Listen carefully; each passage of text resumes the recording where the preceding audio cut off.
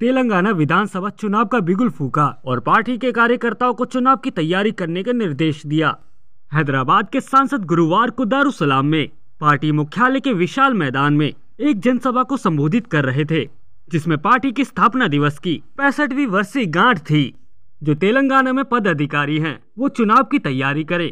गौर कीजिए कि विधानसभा चुनाव का बिगुल बज चुका है। इसे ध्यान में रखते हुए हमें संदेश के साथ अपने क्षेत्रों, विधानसभा क्षेत्रों और गांवों में जाना होगा। इस बयान पर सैयद सलीम, जो कि एक सोशल वर्कर है, उन्होंने फेसबुक पर लाइव आकर AIMIM पार्टी का मजाक उड़ाया है। अस्सलाम वालेकुम व रहमतुल्लाहि व बरकातुहू। तमाम सुनने वालों को और तमाम इज़्ज़त-माब मेरी माँ और बहनें, मेरी बेटियों, तमाम को सलाम अलैकुम व रहमतुल्लाहि व बरकातुहू। आज लाइव आने का मकसद, आज मजलिस इत्तेहादुल मुस्लिमीन की 65वीं सालगिरह मनाई गई। पुलिस सेक्शन के बाद मजलिस का जब अहिया अमल में आया और उसके आज 65 साल मुकम्मिल हुए। मुसलमानों को क्या मिला इन 65 सालों में? मुसलमानों ने एक जमात को परवान चढ़ाया, लेकिन मुसलमानों को जमात से क्या मिला? हैदराबाद के मुसलमानों को क्या मिला अपनी कुर्बानियों के अवज़ में? आइए हम बात करते हैं। सबसे पहले मजलिस इत्तेहादुल मुस्लिमीन की बुनियाद किसने डाली? मेरे अजीज़ दोस्तों, जिनको मजलिस की तारीख़ का पता नहीं है,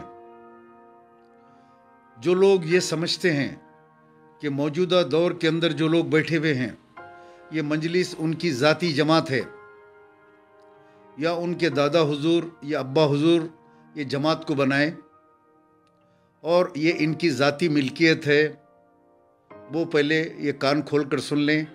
ये जमात मुसलमानों की अमानत है। हुआ ये कि जब निज़ाम दखन की हुकूमत, हैदराबाद दखन के ऊपर निज़ाम की हुकूमत थी, आसिफ जाही हुकूमत थी। सबसे पहले तो हैदराबाद को बनाने वाले, बसाने वाले कुतुब शाही हुक्मरान रहे।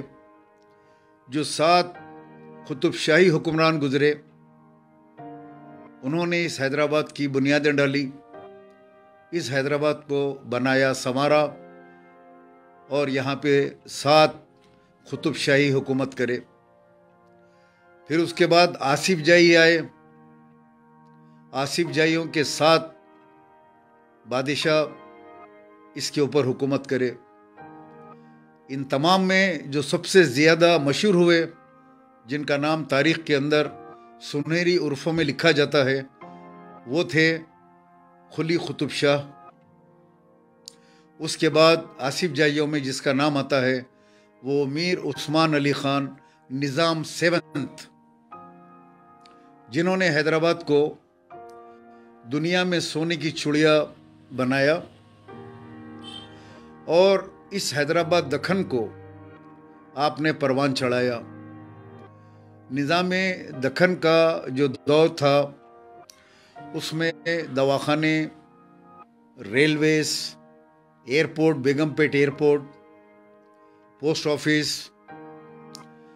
और जैसे बड़े बड़े डैम्स, निज़ाम सागर डैम उन्हीं के नाम से है, उस्मान सागर, हिमायत सागर, टैंक बंड, ये तमाम जितने भी डैम्स है और जितनी निज़ाम शुगर केन, एक तवील फहरिस्त है जो निज़ाम के कारनामों की है, जिन्होंने पूरी दुनिया में जो होता था उस ज़माने में, यानी लंदन में जो चीज़ ईजाद होती, वो चीज़ को हैदराबाद के अंदर लाते और यहाँ पे उस्मानिया यूनिवर्सिटी जैसी अजीम, आज हिंदुस्तान में इतनी बड़ी यूनिवर्सिटी नहीं है, इतनी बड़ी यूनिवर्सिटी निज़ाम ने बनाई। और इसके अंदर पढ़ने के लिए कहाँ कहाँ से लोगों को आपने बुलाया, फारसी सीखने के लिए ईरान से लेक्चरर्स को बुलाया, प्रोफेसर्स को बुलाया, फारसी सिखाई, तेलुगु के प्रोफेसर्स, हिंदी के पंडित, एक ऐसी बड़ी बड़ी जामियात को निज़ाम ने बनाया। उस ज़माने में मुसलमानों के जो फ़िरक़े थे, अहले सुन्नतुल जमात, सुन्नी और महदवी, कई किस्म के मुसलमानों के जो हमारे फ़िरक़े हैं, वो आपस में मुस्लिम हुकूमत होने के बावजूद आपस में दस्तो गिरेबां थे। उस दौर के अंदर, उस सदी के अंदर अल्लाह सुब्हानहू तआला ने सरज़मीन दखन के ऊपर एक अजीम क़ायद को पैदा किया, जिनका नाम क़ायद मिल्लत नवाब मोहम्मद बहादुर यार जंग रहमतुल्लाह अलैह। बहादुर यार जंग अलैह रहमा ने मुसलमान हुकूमत रहने के बावजूद निज़ाम की। आपने कहा कि मुसलमानों को एक मरकज़ सियासी की ज़रूरत है। आप बड़े ज़हीन थे, दीनी मालूमात के मामले में ये आलम था, एक सच्चे आशिक़ रसूल थे। बेगम बाज़ार की मस्जिद में बाद नमाज फ़जर कुरान की आप तफसीर बयान फरमाते, अहादीस के ऊपर आपको उबूर हासिल था।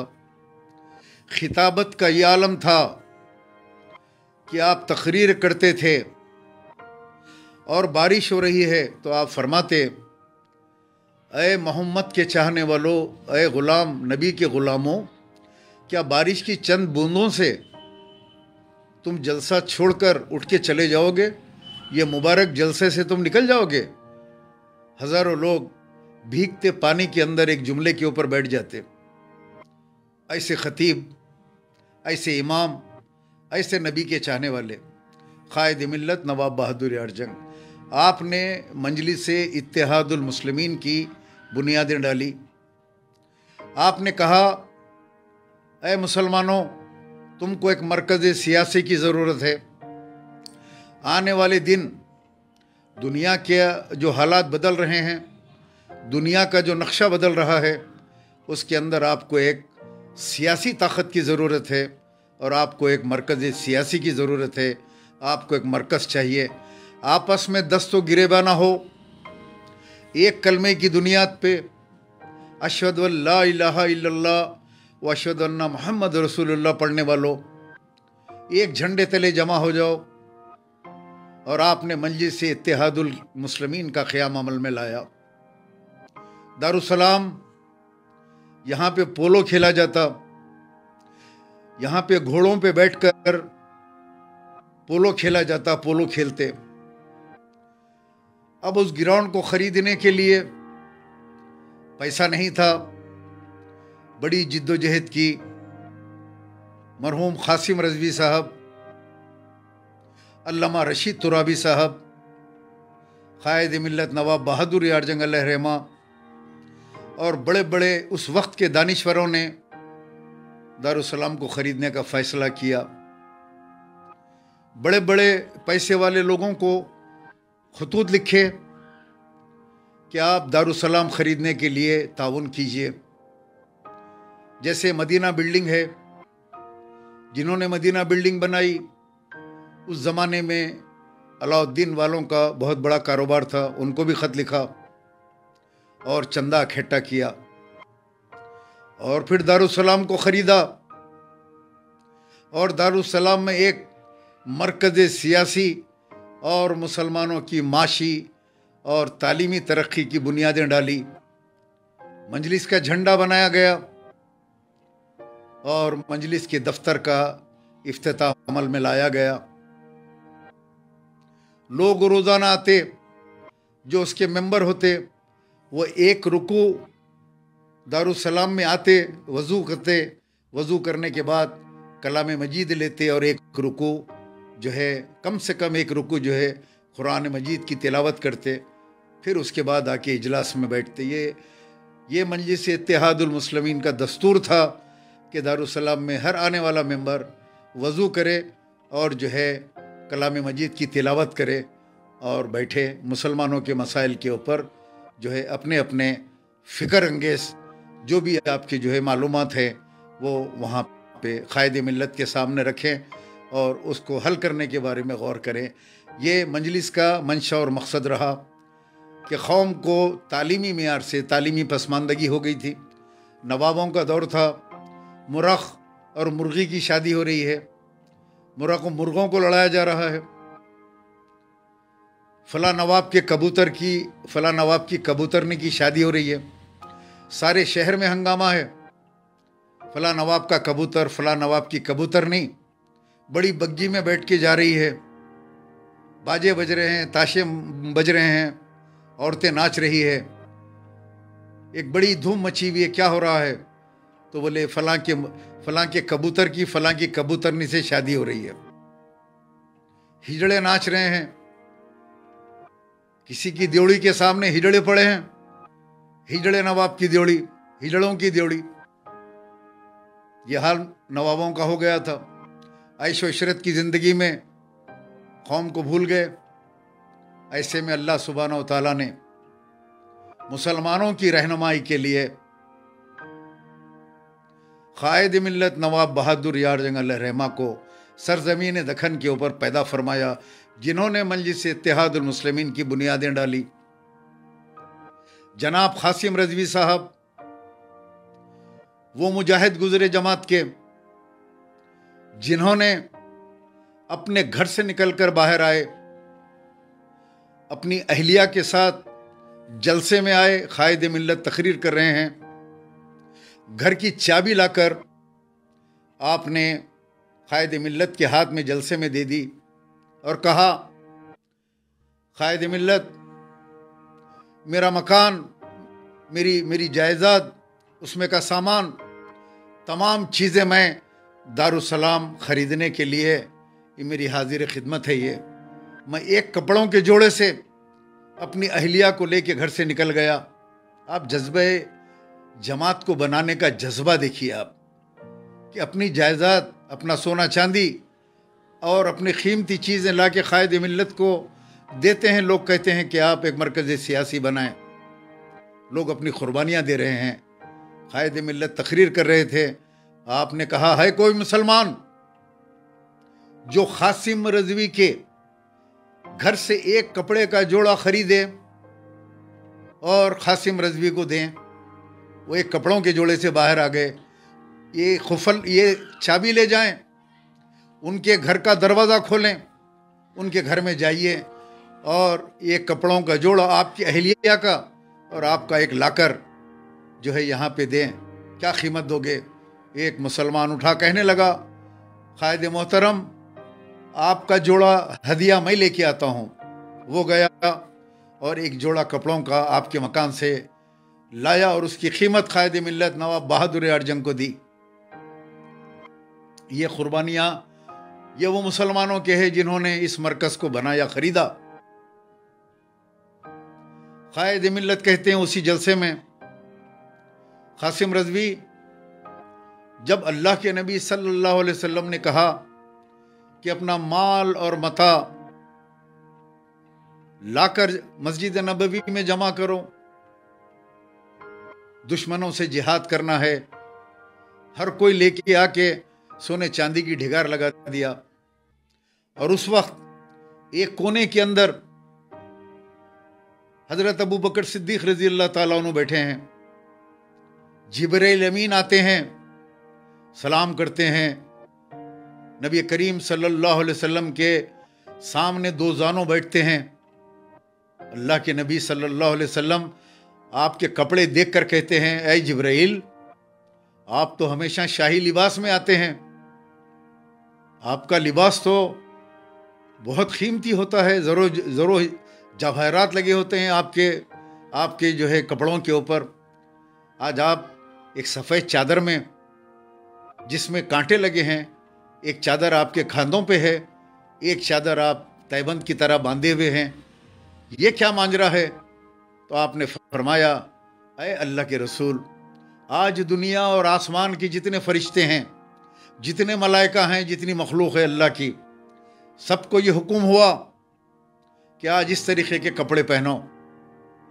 तो बोले मांजरा क्या है, अल्लाह को यादा क्या पसंद आई ये कपड़े पहनने की? तो जिब्रील अमीन ने फरमाया, या रसूल अल्लाह, आप इतने मसरूफ़ हैं कि आपने हज़रत अबू बकर सिद्दीक़ रज़ी अल्लाह ताला अन्हु की तरफ नज़र फेर कर नहीं देखा। आप ज़रा उस तरफ देखिए। नबी करीम सल्लल्लाहु अलैहि वसल्लम की निगाह मुबारक जब हज़रत अबू बकर सिद्दीक़ रज़ी अल्लाह ताला अन्हु पे पड़ी, आप चौंक गए। वही कपड़े जो जिब्राइल अमीन पहने हुए थे, वो कपड़े अबू बकर सिद्दीक़ रज़ी अल्लाह ताला अन्हु के आंख पे हैं। एक चादर नीचे पहने हुए हैं तैबंद की तरह, एक फटी हुई चादर आपके खातों पे है और उसमें कांटे लगे हैं।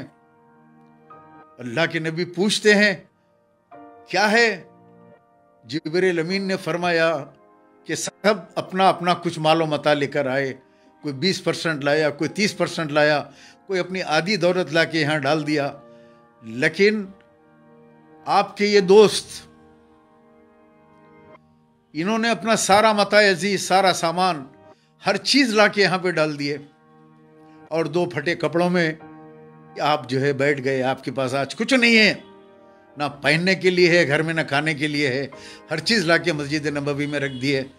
आपकी आवाज़ के ऊपर लब्बैक कहा। अल्लाह सुब्हानहू तआला को ये अदा इतनी पसंद आई कि अल्लाह सुब्हानहू तआला ने आज सारे अर्श और सारी दुनिया, सारे जो है ज़मीन व आसमान के फरिश्तों को हुक्म दिया कि आज वैसे ही कपड़े पहनो जिस तरह हज़रत अबू बकर सिद्दीक़ रज़ी अल्लाह ताला उन्होंने कपड़े ज़ेबतन किए हैं। तो या रसूल अल्लाह, मैं भी आज वही कपड़े पहन कर आपकी खिदमत में आया हूँ और एक पैगाम लेकर आया हूँ। अल्लाह ने कहा है कि जाओ मेरे हबीब से कहो कि मैं अबू बकर सिद्दीक़ से इतना खुश हुआ कि मेरा सलाम अबू बकर सिद्दीक़ रज़ी अल्लाह ताला अन्हु को पहुँचाओ और पूछो तुम्हारी क्या ख्वाहिश है। अल्लाह के नबी सल्लल्लाहु अलैहि वसल्लम ने हज़रत अबू बकर सिद्दीक़ रज़ी अल्लाह ताला अन्हु को अपने बाजू बुलाया और फरमाया, अय अबू बकर सिद्दीक़, जिब्रील अमीन मेरे सामने बैठे हैं, अल्लाह ने तुमको सलाम भेजा है। हज़रत अबू बकर सिद्दीक़ रज़ी अल्लाह ताला अन्हु ज़ारो ख़तार रोने लगे। इतना रोने लगे कि आपकी दाढ़ी मुबारक तर हो गई। कहा, या रसूल अल्लाह फिर कहना। अल्लाह के नबी ने कहा, अय अबू बकर, अल्लाह ने तुमको सलाम भेजा है और अल्लाह तुमसे राजी हो गया। बोले, अल्लाह ने मुझे सलाम भेजा है, अल्लाह मुझसे राजी हो गया या रसूल अल्लाह? तो बोले हाँ। इसी के ऊपर अल्लामा इक़बाल शायर मशरिक़ ने कहा कि मोहम्मद से वफा तूने तो हम तेरे हैं, ये जहां चीज है क्या लोहो खलम तेरे हैं। करो अल्लाह के नबी से मोहब्बत करो, ऐसी मोहब्बत करो कि अल्लाह खुद तुमसे पूछे, अय बंदे बता तेरी रजा क्या है। लोहो खलम तेरे हैं कि मोहम्मद से वफा तूने तो हम तेरे हैं, ये जहां चीज़ है क्या लोहो खलम तेरे हैं। तो मेरे अजीज़ दोस्तों, क़ायद मिल्लत नवाब बहादुर यार जंग अलैहिर्रहमा ने उस जलसे में रोते हुए इरशाद फरमाया कि अल्लाह के नबी ने हज़रत अबू बकर सिद्दीक़ रज़ी अल्लाह ताला अन्हु को कहा कि तुम आज से सिद्दीक़ हो, मैं तुमको आज से सिद्दीक़ अकबर कहूँगा, यानी सिद्दीक़ अकबर कहूँगा।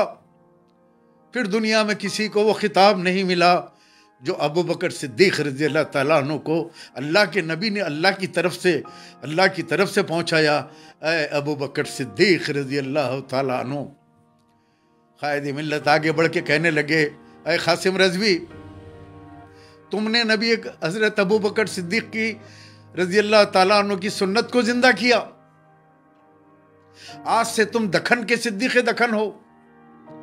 तो कासिम रजवी साहब को सिद्दीक़ दखन का खिताब उस जलसे के अंदर कायद मिल्लत नवाब बहादुर यार जंग अलैहिर्रहमा ने दिया। बाद में पुलिस एक्शन हुआ। पुलिस एक्शन में 2.5 लाख मुसलमानों को काटा गया। गाजर मूली की तरह 2.5 लाख मुसलमानों को ऑपरेशन पोलो के नाम से सरदार वल्लभ भाई पटेल ने फौज को हैदराबाद दक्कन की तरफ रवाना किया। हैदराबाद दक्कन, महाराष्ट्र, गुलबर्गा, उस्मानाबाद, ये सारे मुकामात पे आंध्रा तक फैला हुआ था। हिंदुस्तानी फौज आगे बढ़ते गई और मुसलमानों का कत्लेआम शुरू किया। मुसलमानों को गाजर मूली की तरह काट दिया, उनकी जमीनों को खींच लिया, बौलियां भर गई। आपकी मां और बहनें अपनी असमतें बचाने के लिए बौलियों में, तालाबों में कूद गई। तालाब के अंदर लाशें उमड़ पड़ी। 2.5 लाख।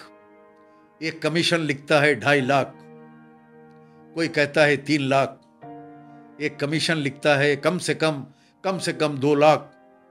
जरा तसव्वुर कीजिए कि 2.5 लाख और 3 लाख मुसलमानों की तादाद क्या होगी। उनके मकाने लूट लिए, उनके जेवर लूट लिए।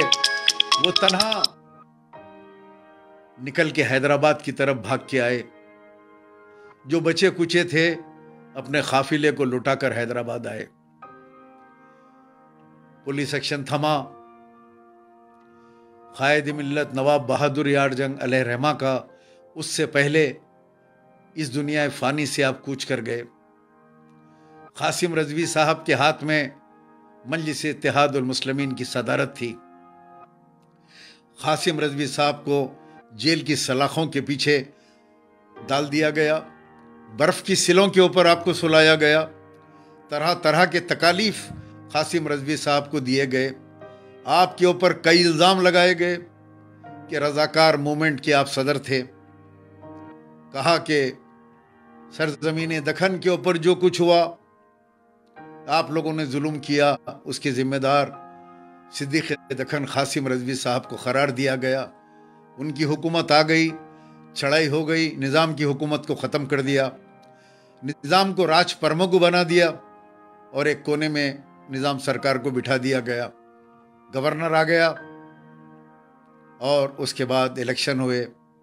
कासिम रजवी साहब को एक एग्रीमेंट के तहत पाकिस्तान को भेज दिया गया। अब उस वक्त दारुसलाम के जो कागजात थे मजलिस के एक रुकने आमिला के पास थे। फिसल वंडे पे उनका मकान था, वहां इजलास हो रहा था। और उससे पहले जब कायद मिल्लत नवाब बहादुर यार जंग अलैहिर्रहमा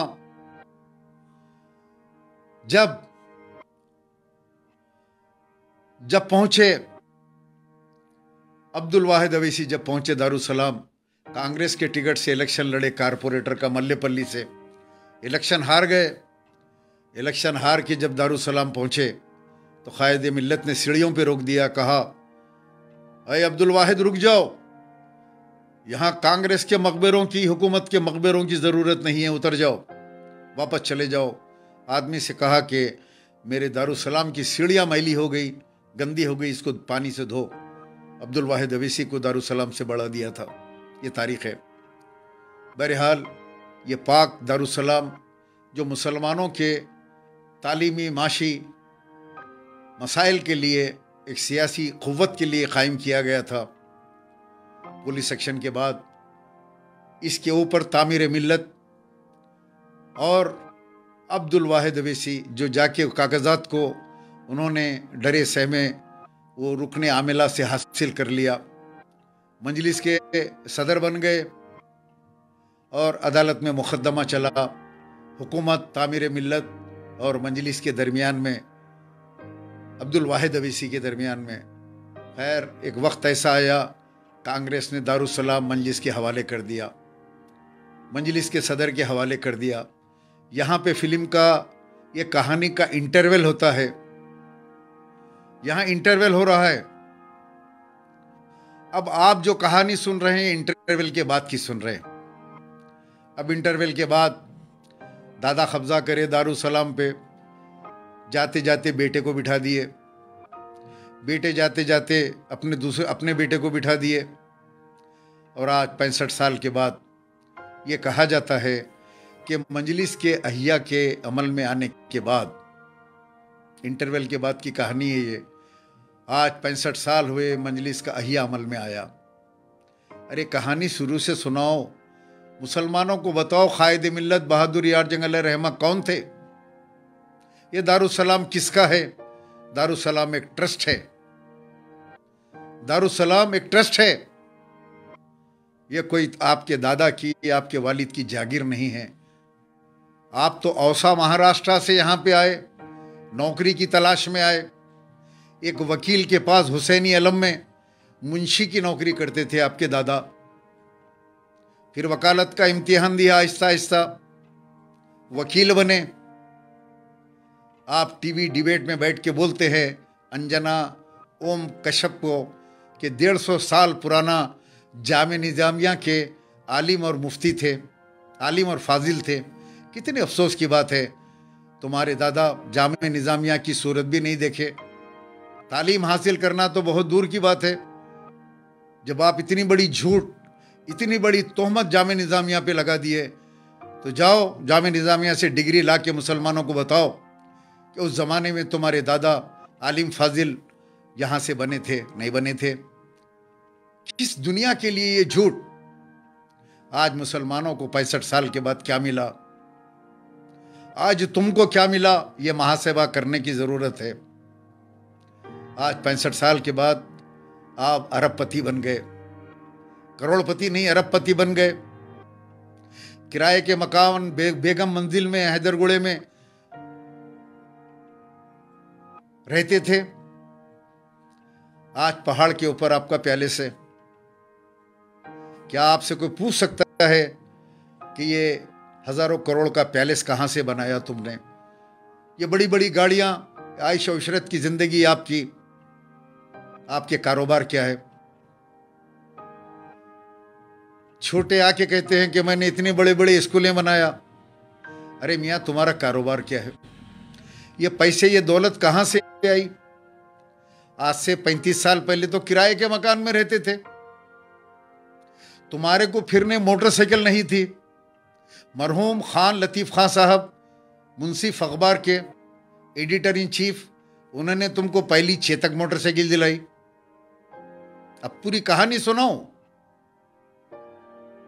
तुम घर से लड़के निकल के भाग के चले गए अपने वालिद से लड़के। तुम जाके जाहिद अली खान साहब, खान लतीफ़ खान साहब, शहर के बड़े बड़े लोगों के सामने कहते कि मेरे भाई की सूरत देखो, यहूदी की सूरत है, मेरा बाप ये यहूदी को लाके हम मुझ पे मुसल्लत करना चाहता है, जमात के ऊपर बिठाना चाहता है। और वो लोग तुम्हारा मुंह बंद करते, कहते अपने वालिद के बारे में ऐसा मत बोलो। पैसे देते तुमको, तुम बेंगलोर चले जाते, आयश इशरत की ज़िंदगी गुजारने वाले आज आके कौम व मिल्लत के हबीब बन गए, कोई नकीब बन गए। मुसलमानों को क्या दिया तुमने? आज कहते हैं कि हम अवैसी दवाखाने के किचन में बैगन का सालन और मिर्चियों का सालन, बिरयानी, लुखमी कबाब मुसलमान नौजवानों को सिखाएंगे ताकि उनको रोजगार हासिल हो। कितने शर्म की बात है, कितने शर्म की बात है। क्या आप अपने बेटे को, अपने बेटे नूर को बैगन का सालन पकाने के लिए वहां छोड़ेंगे किचन में? क्या सदर साहब अपने बेटे को छोड़ेंगे वहां पे? मिर्ची का सालन बनाओ, बिरयानी बनाना सीखो, हम बंडियां दिलाएंगे, आटो दिलाएंगे, तुम लोग बेचते फिरो। सालारे मिल्लत, जंबो पैक 450 रुपये, बिरयानी ले लो, बिरयानी, नखीबा बिरयानी, हबीबा सिंगल बिरयानी, फैमिली पैक ले लो, सालारी मल्लित फैमिली पैक, बैगन का सालन ले लो, बैगन। अब ये सब कारपोरेटर जितने भी है ये सब मंडियों पे लेके सालाना बेचते फिरेंगे, सारे हिंदुस्तान में जाएगा सालन। जमात की तरफ से बैगन का सालन। आप कोई पढ़ेंगे लिखेंगे कुछ भी नहीं, डॉक्टर बनाओ, इंजीनियर बनाओ, फ्री में सीट दो। अब इसी दवाखाने के, अब इसी आपके जो है मेडिकल कॉलेज के अंदर गरीब मुसलमानों को फ्री में सीट दो, पैसे मत लो उनसे। कई टैलेंटेड पढ़ने वाले लड़के लड़कियां हैं, पैसे नहीं है उनके पास पढ़ने के लिए। आपके पास कहां से 80 लाख 90 लाख रुपए लेकर आएंगे? वो पढ़ नहीं सकते, उनका मुस्तकबिल खराब हो जाता है। आप दो ना, फ्री में पढ़ाओ ना। दूसरे स्टेट में जाके कहते हैं 500 रुपए में डिलीवरी, 300 रुपए में सर्जरी, 1000 रुपए में फला, इतना सस्ता इलाज है कोई दुनिया के अंदर ऐसा इलाज करने वाला? फिर एक वीडियो आती है 3000 रुपए के लिए, एक औरत रो रही है चीखे मार कर कि जो है मेरे शौहर की जो है लाश दे दो, मेरे शौहर की लाश दे दो। अरे यार, सारा हैदराबाद देख रहा है, सारी दुनिया देख रही है कि तुम अगर आंख का मैल अगर कोई आके पूछा, साहब थोड़ा एक छटा कांग का मैल दो, तो बाजू वाला बोलेगा आंख के मैल की कीमत साहब कितनी है, जो सोने चांदी से ज्यादा कीमती हो जाएगा। अल्लाह हिदायत दे तुम लोगों को। कम से कम कौम का मजाक मत उड़ाओ नौजवानों का। तुम पहाड़ पे चले गए करोड़ों का पैलेस बना के, आप बंजारा हिल पे चले गए, लंदन में पैलेस बना लिया आपने, आपका बच्चा MBBS पढ़ लिया, पता नहीं क्या क्या बन लिया, डॉक्टर बन गया, आपकी बेटी फला फला कोर्स कर रही है लंदन में, आपका बेटा फला फला पढ़ रहा है, और कौम के अंदर जहालत का ये आलम कर दिया आपने कि आप कह रहे हैं अल्लाह हमसे नाराज है इसीलिए हमको मुंतखब नहीं कर रहा है, और सारे के सारे नारे तकबीर पुकार रहे हैं। पीछे सुने आप लोग वीडियो में हो, अल्लाह हमसे नाराज है, जाहिल मुरीदा पुकारे नारे तकबीर अल्लाह अकबर। क्या है भाई, क्या है ये? उनको इतनी अक्ल भी नहीं है। एक वीडियो आया औरंगाबाद से, एक मुरीद कह रहा है नौजवान, आप हमारा दीन हैं। वो एक वहाँ का MP है, एक इम्तियाज जलील, उसको कह रहा है आईने के पास, आप हमारा गुरूर है, आप हमारा फला हैं। बढ़ते बढ़ते बोल रहा है वो कि आप हमारा दीन है, आप हमारी दुनिया है, आप हमारा दीन है। ले अब अगर उन्हें हैदराबाद आ गया तो इनके पास आके बोलता आप हमारे नबी है, आप हमारे खुदा है। दीन वहाँ पे है औरंगाबाद में, हैदराबाद में आ गया तो आप हमारे नबी है, आप हमारे खुदा है।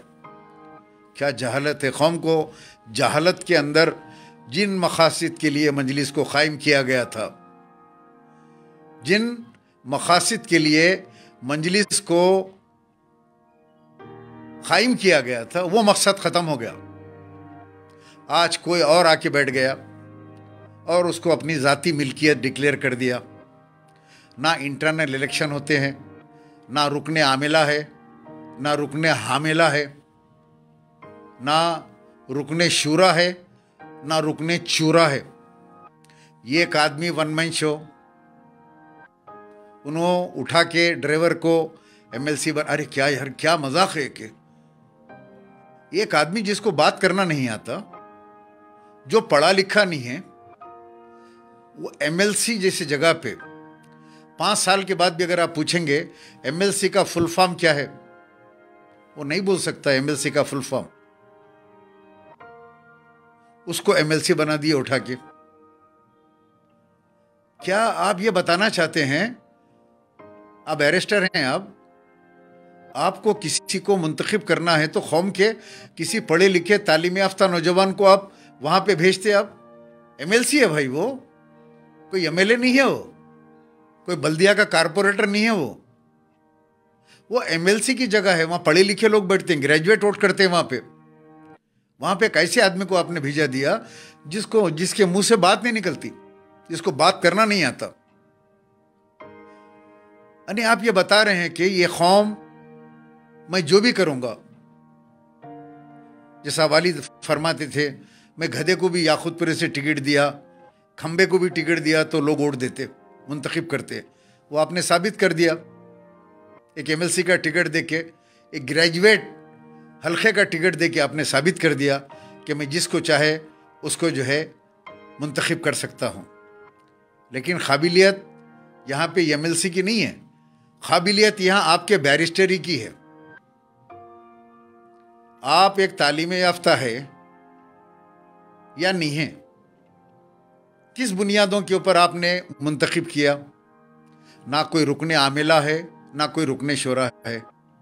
आपके वालिद के ज़माने में रुकने आमिला हुआ करती थी। बाखर आगा साहब, अमानुल्लाह खान साहब, इब्राहिम बिन अब्दुल्ला मस्कती साहब, अफजल साहब, गुलाम गौस खान साहब, ये तमाम लोग रुकने, गौस पीर साहब मरहूम, ये तमाम रुकने आमिला होते। कम से कम इनकी मौजूदगी में सालार मिल्लत हॉल में बैठ के बात करते और इनके साथ गौर व फिक्र करते थे, क्या इनको टिकट दिया जाना चाहिए, करते थे ना। उसके बाद रुकने शोरा होते थे, जैसे मैं, अहमद पाशा खादरी, आबिदी साहब, जैदी साहब, हम लोग रुकने शोरा थे। उसके बाद की सेकंड टीम थी हमारी। हम लोग का भी इजलास होता, मीटिंग होती मसाइल के ऊपर। हम लोग भी लिख के सालार को देते, साहब ये काम होने का है, ये रुकने शोरा की तरफ से सालार को लिख के देते। अहमद पाशा खादरी साहब साइन करते, हम लोग साइन करते, सालार के हाथ को देते थे। लेकिन आज रुकने शोरा नहीं रही, कोई जमहूरियत नहीं, डिक्टेटरशिप, यानी कब्जा हो गया जमात के ऊपर। सदर साहब चाहे तो किसको भी टिकट दे देते। एमएलसी का टिकट एक अनएजुकेटेड, अनपढ़ आदमी को दे के कौम को बता दिए कि देखो मैं जमात का जो है इस वक्त मनोमान मैं जो चाहे कर सकता हूँ जमात के ऊपर, किसी को भी टिकट दे सकता हूँ, किसी को भी निकाल के फेंक सकता हूँ। कोई वहां पे जमहूरियत, जमात में जो जमहूरियत है वो खत्म हो गई। दोस्तों, नबी करीम सल्लल्लाहु अलैहि वसल्लम भी कई मसाइल के ऊपर साहबा इकराम से मुशावरत फरमाते थे, बैठ के बातचीत करते थे, अज़ां कैसा दी जानी चाहिए, और कई चीज़ों के अंदर आप जो है मशवरा करते थे। मशवरा इस्लाम का एक जुज़्व है मशवरा करना। लेकिन यहाँ मशवरा ख़त्म हो गया, यहाँ डिक्टेटरशिप आ गई। बाप के बाद बेटा, बेटे के बाद बेटा, बेटे के बाद बेटा। अब ग़ुलामी की सीरीज़ चालू हो गई, सीरीज़ 1, सीरीज़ 2, सीरीज़ 3, अब सीरीज़ 4 आने वाली है ग़ुलामी की। मेरा काम है बोलना, हक़ाइक़ बताना, मैं हक़ाइक़ बता रहा हूँ। अब एक आए भाई, ज़रा ठहरो ज़रा, एक जने आके गाली दे रहे हैं, क्या बोल रहे हैं बेचारे, ये गौस भाई के बारे में। गौस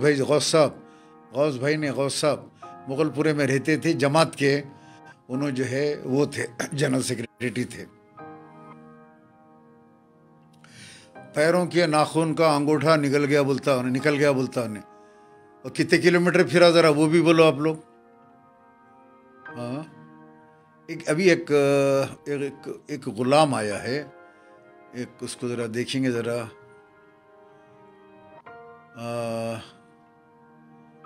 आने वाले 10 साल। अच्छा, मल्लेपल्ली गौस भाई भी हमारे साथ रहते थे, अल्लाह मग़फ़िरत करे, और बड़े कमिटेड वर्कर थे वो। कहाँ से लाते यार गौस भाई जैसे वर्कर को?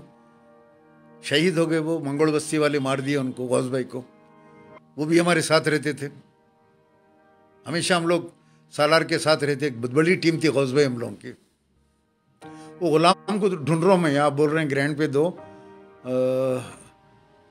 बी पर 36 सीट बोल रहा, IPS कहाँ बनाते यार हो, चिचा शहरान के बाद नकीबा की पीठ को लगी थी, और लगी थी ना जब, बहुत मार कहते, तुम अपने दांत साफ़ करो पहले। शेख गौस जी, अच्छी बात है मियाँ, अब ये उम्र में क्या साफ़ करूँ, क्या क्या साफ़ करूँ, आप ज़रा मशवरा दो मेरे को, मैं सब साफ़ कर लेता हूँ।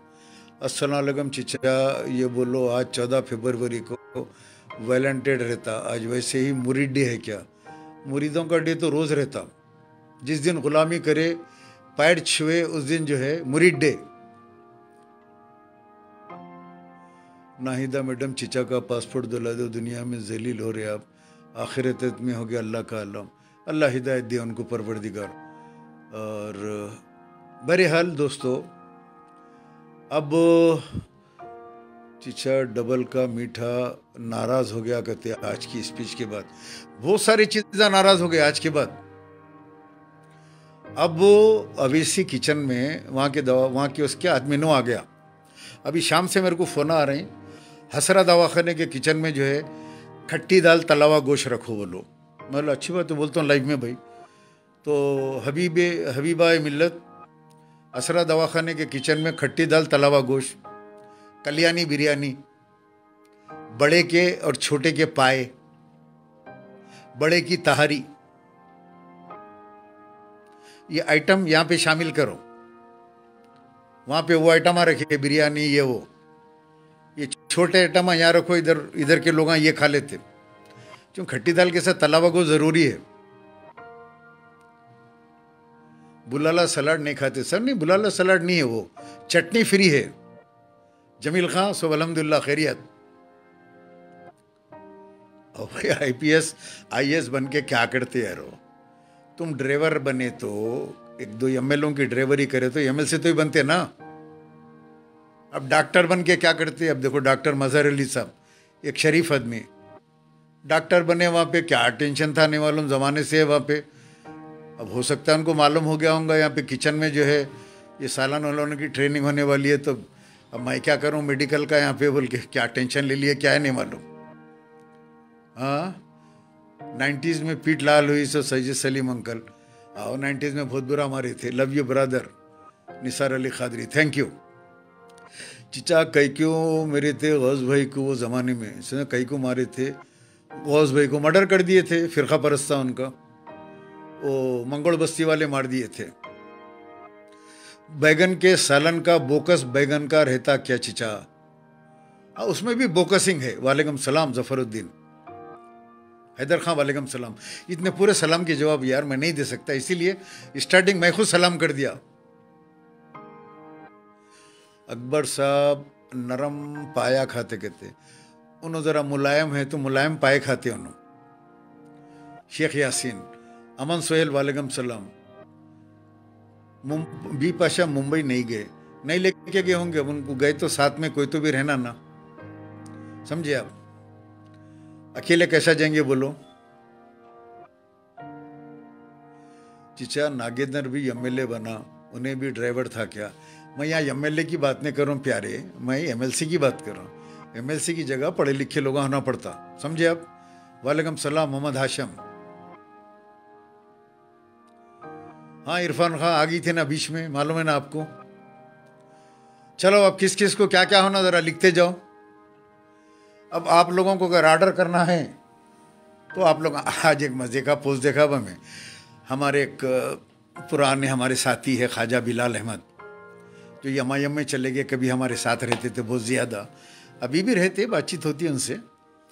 तो उन्हें पोस्ट लगाया, मेरा ट्विटर अकाउंट ब्लू टिक आ गया, उसके ऊपर टिक हो गया, मुझे बड़ी हंसी आई। फेसबुक टिक हो गया, इंस्टाग्राम टिक हो गया। ये सब टिक होने से कुछ नहीं होता। अगर MLA का टिकट होना तो सदर साहब का टिक होना, और सदर साहब का टिक होना तो जो है ड्राइविंग लाइसेंस होना, कटा मार के चलाना गाड़ी, एक्सीडेंट नहीं करना। अब आजकल के जो नए रूल्स के हिसाब से MLC है, MLC बनना है तो अब MLA बनना है तो बैगन का सालन, मिर्ची का सालन, बिरयानी, ये तमाम चीज़ें बनाना है। हबीबा का नाम बी पाशा क्यों पड़ा था? वो एक ज़माने में बहुत ज़्यादा गैर गलत गाजी मिल्लत अलहाज मोहम्मद अमानुल्लाह खान साहब को इन तकरीरों में बोल रहे थे। तो तालाब कट्टे के जलसे में वाल्टा के नीचे मैं इनकी नाम रखाई करा था बिपाशा बोल के। ऊपर से आधा शर्ट, नीचे से जीन्स पैंट मटक मटक के चले तो लोग इनके पीछे पीछे आते रहते, ये अपनी पुराने शहर की बिपाशा है बोल के वो जलसे में नाम रखा था। तो आज तक वो बिपाशा चलते रहा, आज भी चल रहा वो नाम।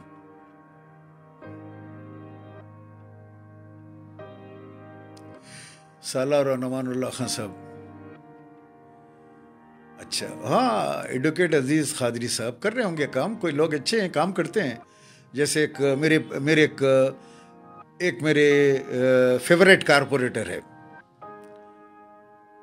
अब मैं बोलूँगा उनको अच्छा काम करते हैं, वो कोविड वगैरह में भी काम करते हैं, गरीबों में बांटते हैं। वैसे आदमी को एमएलए होना चाहिए। वो शालीबंडे के कारपोरेटर है, is doing very good job. अपने जेब में हाथ डाल के लोगों में बांटते हैं, मकबूल हैं बहुत ज़्यादा। बराबर जो अच्छा काम कर रहे हैं उनकी तारीफ करेंगे भाई, वो चाहे जमात के अंदर रहो मत रहो। मेरी तबीयत अच्छी है। मोहम्मद जफरुद्दीन तला यमनी HYC सलमान का क्या हुआ? चंचौड़ा जेल में है, बेल होती होंगी। दूल्हे भाई कमेंट इग्नोर कर दे रहे जब से। अब देखता हूँ आपका कमेंट। आपको मोहम्मद फैज़, आपको चाय बनाना आता, आपको सेंट्रल गवर्नमेंट की नौकरी पक्की। मोहम्मद इरफान मुजफ्फर, हाँ मुजफ्फर नाम है ना उनका, शालीबंडा कारपोरेटर। उनके अपने कारोबार है यार, चावल वगैरह कारोबार है। चावल मुजफ्फर बोलते, लिए होंगे उन्होंने, हराम का पैसा नहीं है, हलाल का है। पत्थर गट्टी वाले कारपोरेटर भी अच्छा काम कर रहे। अच्छा काम क्या है, चीखते बहुत मियाँ उन्होंने, बुरे बुरे चीखा मारते उन्होंने कि आजू बाजू वाले लोग जो है चीखों से बेजार हो जाते।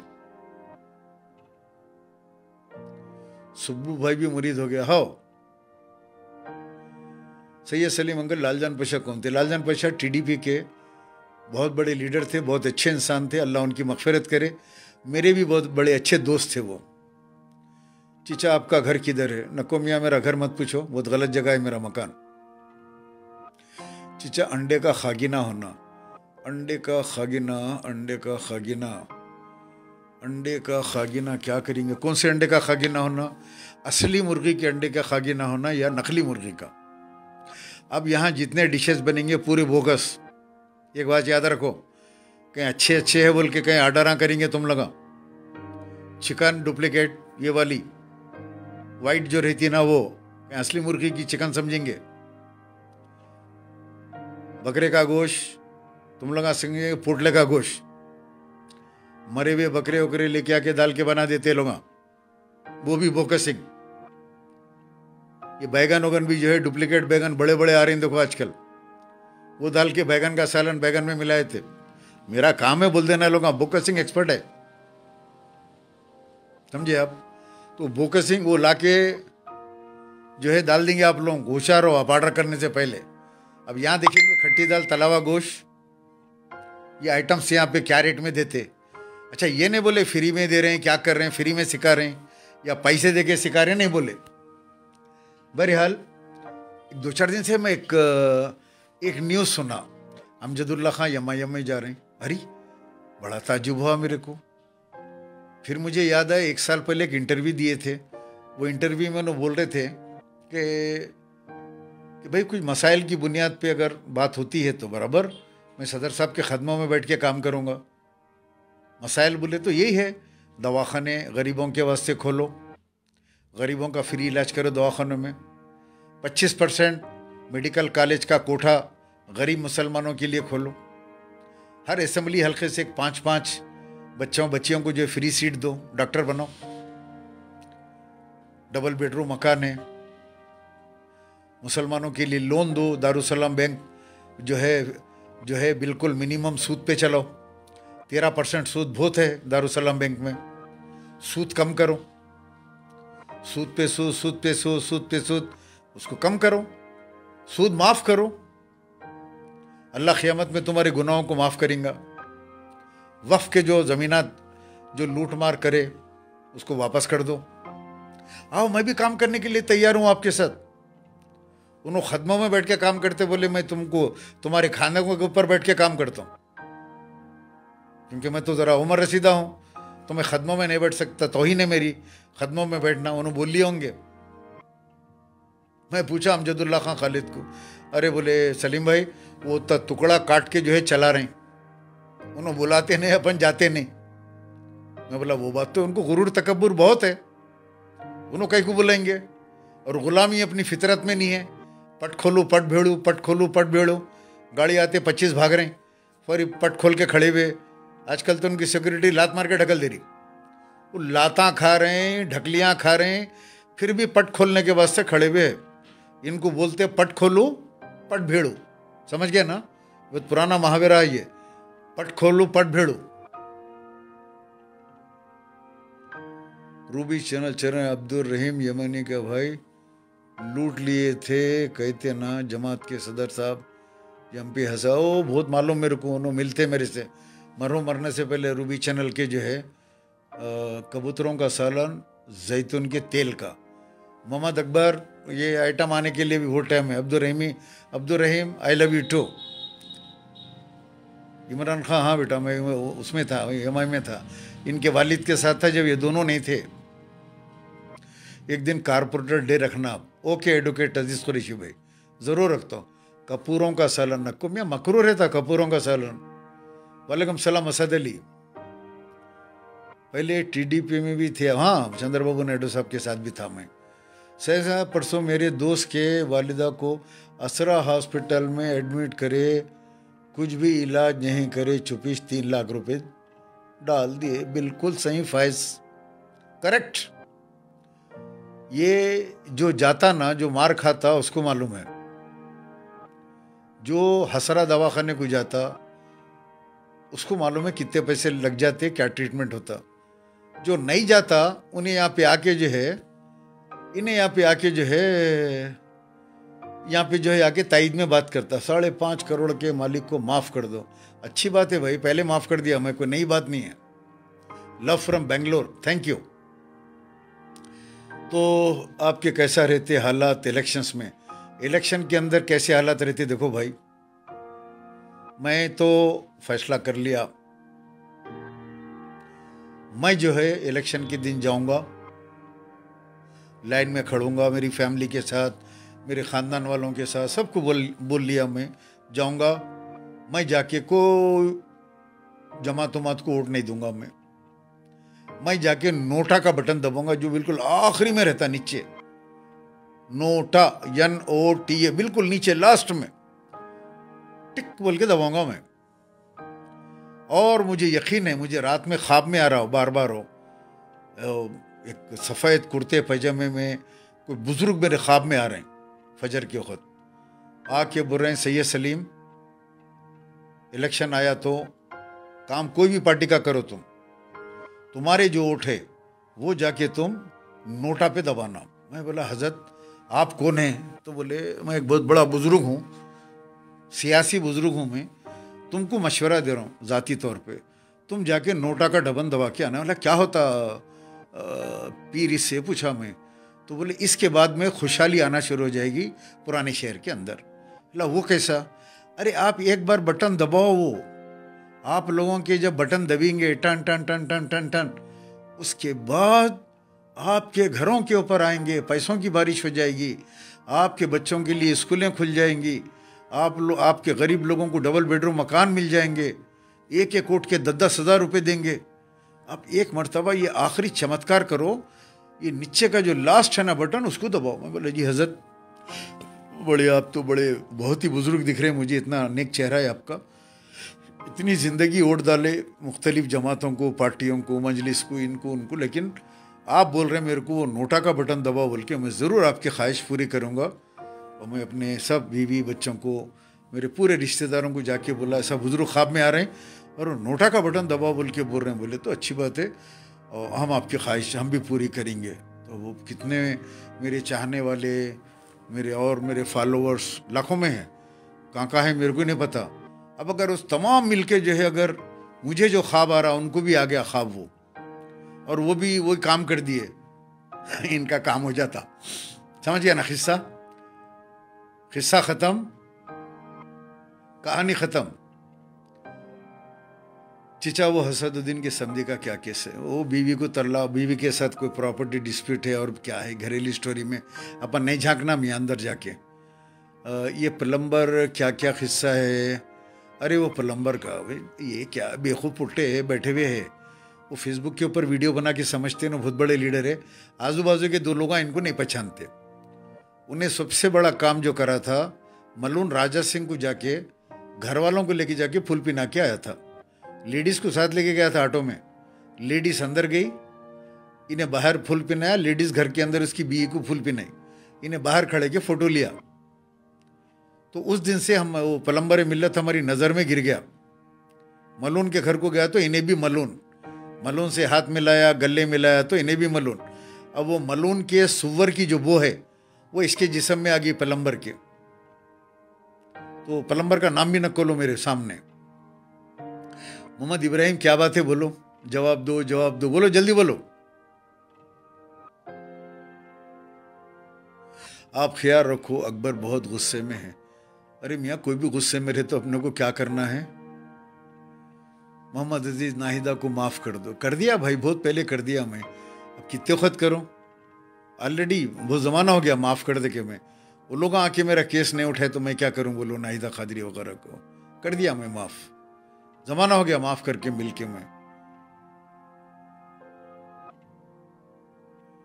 अच्छा मज़हर मिल्लत, मज़हर कादरी के बारे में शायद आपको मालूम, तो बोलिए। मज़हर मिल्लत मज़हर कादरी साहब फेक केसेस डाल दिए तो बहुत मुश्किल है। हाँ ना मोहम्मद नदीम, इतने केसा झेल रहा हूँ हाई कोर्ट के अंदर डेली में, वो उसको ख़त्म करने के लिए NRQ वालों को मिला दो अंकल। नहीं भाई मेरे हाथ में नहीं है मिलाना। अलबत्ता नाहिदा कादरी को, रहीमुद्दीन कादरी को, लोगों सबको मैं पहले माफ़ कर दिया। अब वो मेरा कोई उसके अंदर वो नहीं है रहा कंप्रोमाइज़ कराने का, लेकिन वो लोग मेरी बात सुनने वाले नहीं हैं, वो मिलाने का मेरे से उनके टच नहीं है मेरा, ना वो रहीम से है ना नाहिदा कादरी से, टच ही नहीं है मेरा उन लोग से, और उसके अंदर मैं जाना भी नहीं चाह रहा हूँ भाई। बच्चे की सेफ्टी नहीं देख रहे, कौन से बच्चे की सेफ्टी? चलिए दोस्तों इजाज़त दीजिए, मैं आज 65 साल, आप फरद भाई को वोट दियो बोलते ना, फिर नोटा कई को दबाना। जब फरद भाई थे तो फरद भाई को भी दिए थे वोट। अब मैं आने वाले इलेक्शन की बात कर रहा हूँ मियाँ, अब ये टाइम पे मेरा वोट बोल रहा हूँ ना, मेरे फैमिली का, वो वोट मैं डाल लूंगा यहाँ पे, उनके जलसे में आके बोलूंगा उनको वोट दियो सब जने, आप लोग बोल के आप लोग देना उनको, उन्होंने खड़े तो फरद भाई, मेरा वोट मैं डाल लूंगा, क्योंकि मेरे को बार बार वो मुर्शद ख्वाब में आके बोल रहे हैं तुम ऐसा करो पुराने शहर में बहाली आएंगी बोल के बोल रहे हैं मेरे को। अब मैं तो उनकी बात सुनूंगा मुर्शद की। वो आज की कोई भी न्यूज़ नहीं है मिल्लत की, समझिए आप। रहीम को पैसों की ज़रूरत है, आपके फाउंडेशन से देना था। पाशा मेरा फाउंडेशन जो है, कल देखे ना आप, 60,000 रुपये दिया मैं, cancer patient, kidney patient, brain paralysis, गरीब, उस्मानिया दवाखाने के घर में पड़े हुए हैं, गांधी हॉस्पिटल के, नीलोफर हॉस्पिटल के, ऐसे मरीज़ों के लिए है। मैं प्राइवेट दवाखाने के मरीज़ों को कुछ भी नहीं देता। अब रमज़ान आ रहा, अब हज़ारों लोग जो है कई डिस्ट्रीब्यूशंस होते राशन के, बेवा है, डेथ सर्टिफिकेट ला के बताना, बच्चे कितने हैं उनका जो है बर्थ सर्टिफिकेट बताना, नाम लिखा के जाना, फ़ोन नंबर लिखा के जाना, जैसा जैसा माल आता लोग भिजाते जाते वैसा उन लोगों को बुला के देते रहते सामान। तो ये फाउंडेशन गरीबों का है। यो यसम रहीमुद्दीन कादरी केस लड़ेंगे बोले तो आप दियो ना, आपके ने पैसे नहीं है क्या? नहीं है तो आप लोगों से चंदा जमा करके उनको दीजिए, उनका नंबर फाइंड आउट करके।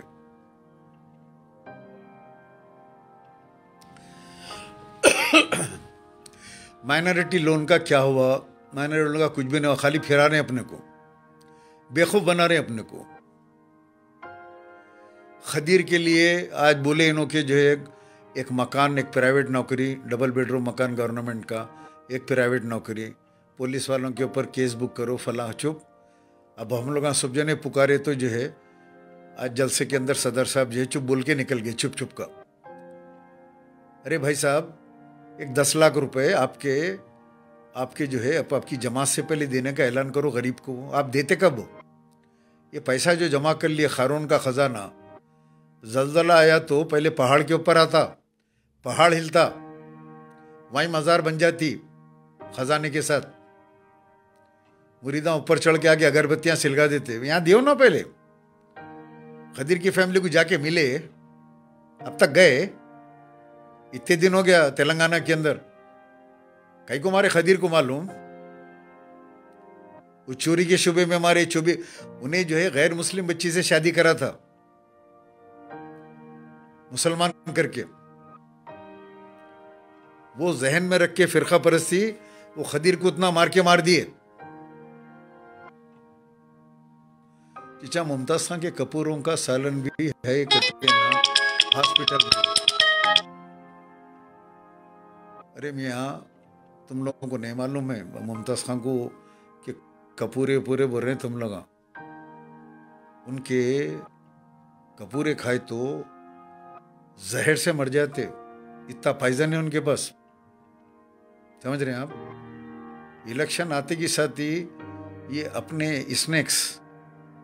स्नैक उनके घर पे जाके टिकट दे के आते उनको। तो उन्होंने क्या चीज उनकी सोचो। हाँ, बहरहाल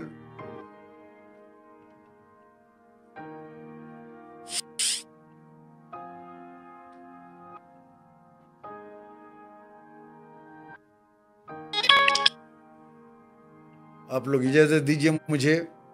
मीर इफ्तिखार अली MLA, वालेकुम सलाम, क्या हाल है सिडनी का भाई?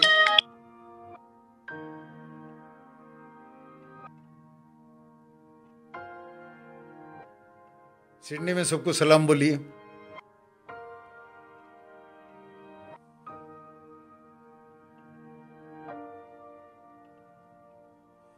मरहूम की फैमिली से मौजम खां मिले कहते चिचा सब बोलने ना। मौजम खान नहीं मियाँ, कुछ दूसरे MLA को भेजे थे, पैसे नहीं दिए ना कुछ भी लेके जाके। MLA अब्दुल्ला बिन अहमद पहले ऊपर बोल दिया मैं। मीर इफ्तिखार अली अल्हम्दुलिल्लाह, अल्लाह करम। मुरीदा कॉल करके डिस्टर्ब करने जाते। मुबशिर खां वालेकुम सलाम। चलिए, 65 साल जमात पे कब्जे के मैं ऊपर बोल चुका हूँ। सलीम मामू USA कब आ रहे? इंशाल्लाह उम्रे के बाद, पहले उम्रा बाद में सब। MLC इलेक्शन का मजाक बना दी। बेशक चिचा एक बार गुजरात आओ, फानूस अकबरुद्दीन अवैसी। अरे मियाँ, तुम उसके ऊपर से फोटो निकालो यार। तुम इसे फोटो नहीं रखना मियाँ, अपने अब्बा की रखो, अपने किसी अच्छे आदमी की रखो। चलो दोस्तों, इजाजत दीजिए। चिचा जॉब करते वक्त भी आपको जो है देखता हूँ कोई मुरीद दिख रहा। आज एक मुरीद फोन करा भाई, किस्सा बोल दे के चले जाता हूँ आप लोगों को मैं। फोन करके 3-4 थे मुरीदा, फोन करके बोले चिचा आप जो है आज जलसे में नहीं दिखे 65 साल के। तो मैं बोला भाई 65 साल के जलसे में आप नहीं दिख रहे। तो मैं बोला हाँ मियाँ, निया में। तो अब मस्खरे पर में कई को नहीं आया। अरे मैं बोला तुम मुरीदा दिख रहे हैं ये। मैं बोला इसके वास्ते नहीं आया मैं, तुम्हारे घर से फोन आया, सब जने जलसे में चले गए बच्चे, मैं अकेली हूँ, परेशान हूँ, मैं तुम्हारे घर में हूँ, यहाँ पे तुम्हारे घर की हिफाजत करूँ। मैं बेडशीट ले लेके यहाँ आ गया, यहाँ बिछा के लेटा हुआ हूँ मैं। अब एकदम से गुस्से में आ गए, बोले तेरी बहन को। मैं बोला उनके साथ ही छूँ यहाँ मैं, यहाँ पे। हाँ ऐसा नहीं देना, बोला बुरे गालियाँ बुरी बात।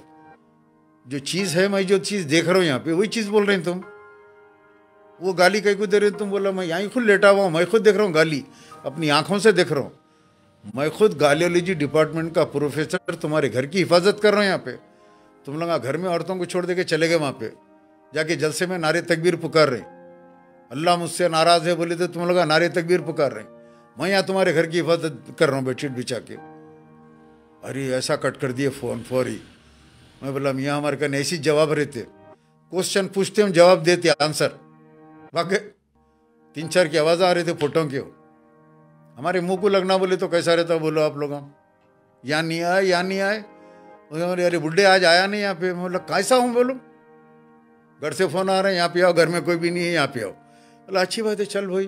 बोले औरतों की सुनना ना, औरतों की हिफाजत करना। यहाँ चले गया बेडशीट लेके। मैं अभी पुट्टे पर यहाँ नहीं आया, यहाँ नहीं आया। बोले यहाँ ही छोड़े भाई, घर में मैं हिफाजत कर रहा हूँ, पूरा घर छोड़ के निकल गए तुम लोग, मेरी जिम्मेदारी है।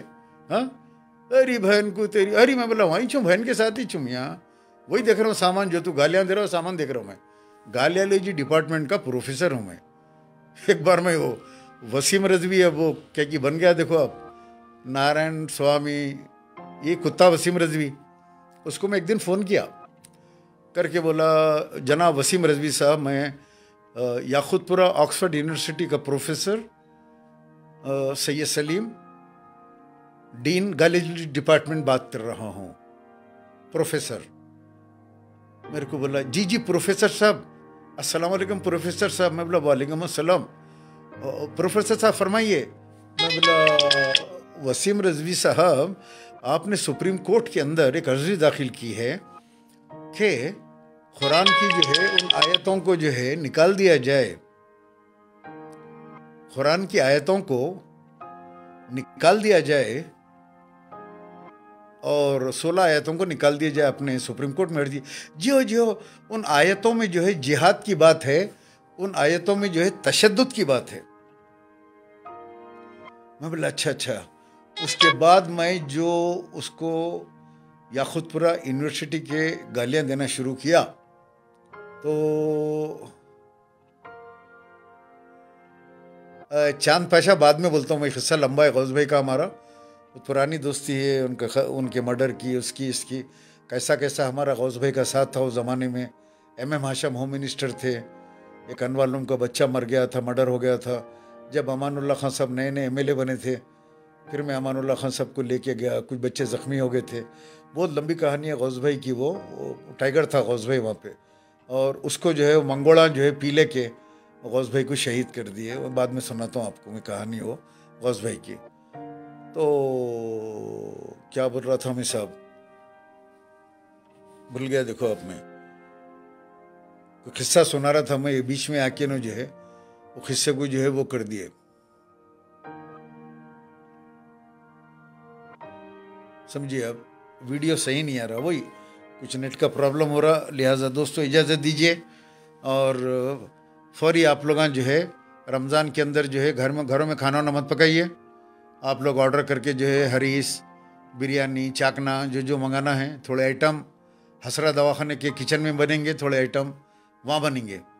और हेड ऑफिस में शायद मैं समझता हूँ हरीस बनेंगी। तमाम कारपोरेटर ऑफिसों पे, कारपोरेटरों के ऑफिस के ऊपर ये सारा सामान खाने पीने का दस्तयाब रहेगा। रमज़ान के बाद बंडियों पे नौजवानों को रोज़गार मिलेगा, वो पुकारते फिरेंगे हबीबा बिरयानी, नखीबा चिकन मसाला, सालार मिल्लत बिरयानी फैमिली पैक, बैगन का सालन, हिदायत पाशा बैगन का सालन, ड्राइवर मिल्लत, चटनी बुलाला चटनी बुलाला फ्री। स्टेशनों के पास भी आपको मिलेगा, सिकंदराबाद पे, नामपल्ली पे बिरयानी ले लो, बिरयानी अवेसी बिरयानी, चिकन की बिरयानी, मटन की बिरयानी, कुत्ते की बिरयानी, सुअर की बिरयानी। खुदा हाफिज़, खुदा।